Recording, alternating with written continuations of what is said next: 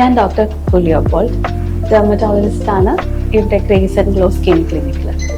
ഇവിടെ നമ്മൾ mainly deal ചെയ്യുന്ന ഇഷ്യൂസ് ആണ് skin related issues, hair fall, സമയത്തിനനുസരിച്ച്, പ്രായം അനുസരിച്ച്, കാലാവസ്ഥയ്ക്ക് അനുസരിച്ച് എല്ലാവരുടെയും സ്കിന്നിന് ചേഞ്ചസ് ഉണ്ടാവും. അതിനനുസരിച്ച് അസുഖങ്ങളും ഫേസ് ചെയ്യും. So here we give A holistic approach. First of all knowing what is the cause and then we start with the treatment. നമുക്കിവിടെ സ്കിന്നിന് ബ്രൈറ്റനിങ് ട്രീറ്റ്മെന്റ്സ് ഉണ്ട്, ലേസർ ട്രീറ്റ്മെന്റ്സ് ഉണ്ട്, സ്കാർ ട്രീറ്റ്മെന്റ്സ് ഉണ്ട്, MNR, CO2 ലേസർ, ഈവൻ ബ്രൈഡ്സിന് വേണ്ടിയിട്ട് hydra facials, അങ്ങനെ പലതരത്തില് basic to complex treatments നമ്മളിവിടെ കൊടുക്കുന്നുണ്ട്. പിന്നെ ഹെയർ ലോസിന് വേണ്ടിയിട്ട് PRP, GFC, autosomal, exosomes, almost all kinds of treatments we provide here. We go through a holistic approach here and we find the apt solutions for them at our maximum effort.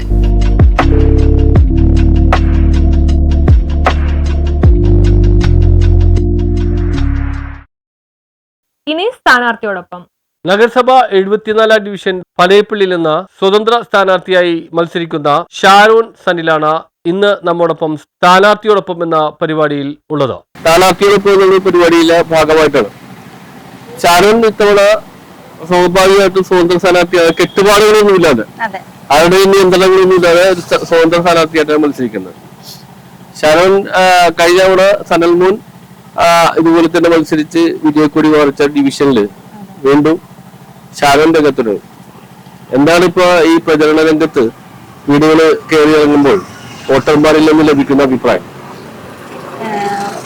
ഒട്ടുമിക്ക ആൾക്കാരും പോസിറ്റീവായിട്ടുള്ള അഭിപ്രായങ്ങളാണ് പറയണത്. പിന്നെ സഞ്ചാരിന് ഇത്രയും നാളായിട്ട് അറിയാവുന്നത് കൊണ്ടും ഇവിടെ കുറെ വികസന പ്രവർത്തനങ്ങൾ നടന്നേക്കണത് കൊണ്ടും വോട്ട് തരുമെന്നാണ് എന്റെയും പ്രതീക്ഷ.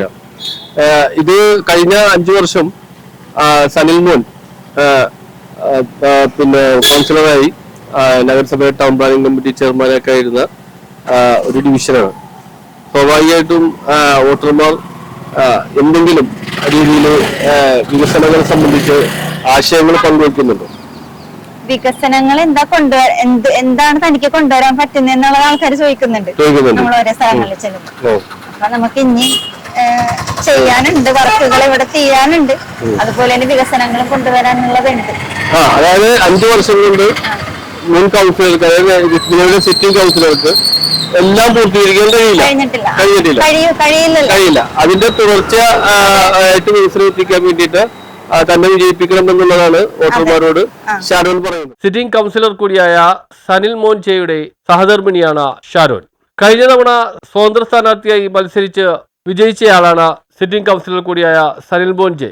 അതുകൊണ്ട് തന്നെ ഡിവിഷനിൽ നടത്തിയ വികസന പ്രവർത്തനങ്ങൾക്ക് ഒരിക്കൽ കൂടി തന്റെ സഹധർമ്മിണിക്ക് അംഗീകാരം ലഭിക്കുമെന്ന ഉറച്ച വിശ്വാസത്തിലാണ് സനിൽമോൻ ജെയും സ്ഥാനാർത്ഥിയായ ഷാരോണും. ഡിവിഷനിൽ പൂർത്തീകരിക്കേണ്ട പദ്ധതികൾ പൂർത്തീകരിക്കുകയും ഒപ്പം വനിതകൾക്ക് കൂടുതൽ ക്ഷേമം നൽകുന്ന പദ്ധതികൾ നടപ്പാക്കുകയും ചെയ്യുക എന്നുള്ളതാണ് തന്റെ ലക്ഷ്യമെന്ന് ഷാരോൺ പറയുന്നു. ഒരു സ്ഥാനാർത്ഥി എന്ന നിലയിൽ താൻ പുതുമുഖമാണെങ്കിലും ഡിവിഷനിലെ ജനങ്ങളിൽ ഭൂരിഭാഗം പേർക്കും താൻ സുപരിചിതയാണെന്നും ഷാരോൺ വ്യക്തമാക്കുന്നു. ഡിവിഷൻ നിലനിർത്തുക എന്നുള്ളതാണ് തന്റെ ലക്ഷ്യമെന്നും ഷാരോൺ പറയുന്നു. സിറ്റിംഗ് കൗൺസിലർ കൂടിയായ സനൽമോന്റെ വികസന പ്രവർത്തനങ്ങളും പൊതുപ്രവർത്തന രംഗത്തെ പ്രവർത്തനങ്ങൾക്കും ജനം അംഗീകാരം നൽകുമെന്ന ഉറച്ച വിശ്വാസത്തിലാണ് ഷാരോൺ. ഷാരോണിന്റെ വാക്കുകളിലേക്ക്. ഷാരോൺ ഈ സിറ്റിംഗ് കൗൺസിലർ കൂടിയായ സനൽമോനെ എല്ലാവർക്കും അറിയാവുന്ന പോലെ ഷാരോണിന് ഈ ഡിവിഷനിൽ എല്ലാവർക്കും അറിയാം, സ്വാഭാവികമായിട്ട് അറിയാൻ പറ്റും. അപ്പൊ അതുകൊണ്ടിട്ടൊരു പുതുമുഖം എന്നുള്ള ഒരു ബുദ്ധിമുട്ട് നല്ല ഷാരോണിനില്ല. വോട്ടർമാർക്കിടയിൽ പരിചയമാണ് ഷാരോൺ. അതുകൊണ്ടിട്ട് വലിയ അത്തരം ഒരു ബുദ്ധിമുട്ടുകൾ സ്വാഭാവികമായിട്ടും ഉണ്ടാവില്ല. അപ്പൊ ഞാൻ പറഞ്ഞ ഷാരോൺ ഈ ഡിവിഷന്റെ ജനപ്രതിനിധിയായി തെരഞ്ഞെടുക്കപ്പെട്ട് കഴിഞ്ഞാൽ ഈ ഡിവിഷന് വേണ്ടി നടപ്പാക്കാൻ എന്തെങ്കിലും മനസ്സിൽ ഒരു പദ്ധതി കരുതി വെച്ചിട്ടുണ്ടോ? നമ്മളുടെ ഇവിടെ വെള്ളക്കെട്ടിന്റെ പ്രശ്നങ്ങളുണ്ട്, അപ്പൊ അത് പരിഹരിക്കണം എന്നുള്ളതുണ്ട്. പിന്നെ അവിടെ പുതിയ പാർക്ക് വന്നിട്ടുണ്ടല്ലോ, അപ്പൊ അതിനോടനുബന്ധിച്ച് സ്ത്രീ ശാക്തീകരണത്തിന്റെ പ്രവർത്തനങ്ങൾ മെച്ചപ്പെടുത്തണം എന്നുള്ളതുണ്ട്. പിന്നെ ഉള്ളത് സ്വാഭാവികമായിട്ടും പ്രധാനമായിട്ടും നൽകുന്നത് സ്ത്രീ ശാക്തീകരണത്തിന് അവരുടെ സംരംഭകത്വം പരിശീലിപ്പിക്കുന്നതിന് വേണ്ടിയുള്ള ട്രെയിനിങ് സെന്ററിനെ കുറിച്ചാണ് കൂടുതലും ആഗ്രഹിക്കുന്നത്. പിന്നെ കാണട വർക്കുണ്ട്, മിക്ക കാണുകളും ഇടിഞ്ഞു കിടക്കുകയാണ്. അത് അടിയിൽ കോരി